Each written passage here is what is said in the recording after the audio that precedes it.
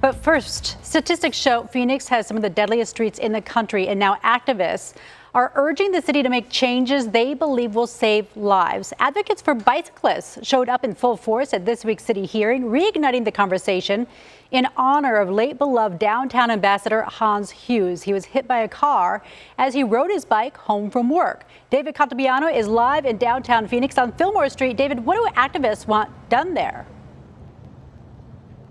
Hey, Jamie, good evening. Those activists want to see protected bike lanes on Fillmore Street.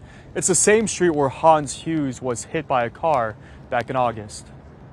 Tonight, activists are focused on downtown Phoenix's Fillmore Street. It's labeled a bike boulevard from 7th Avenue to 16th Street, which includes markings for bicyclists like green paint and signage.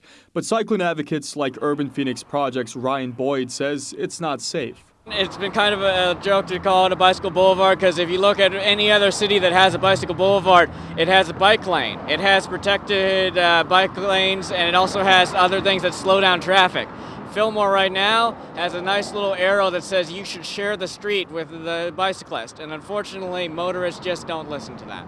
During this week's City Street Department hearing on the Fillmore project, dozens of people urged the city to add protected bike lanes to the street. Those are lanes that would provide a buffer between drivers and people on bikes. Such improvements have been made to parts of 3rd and 5th Avenue.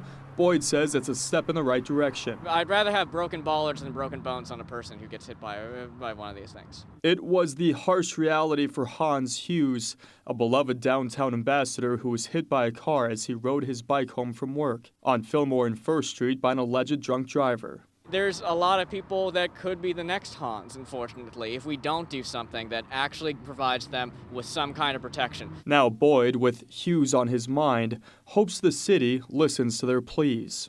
So Hans was very much present, I think, in that meeting, and I think it's something that we want to do to honor his legacy.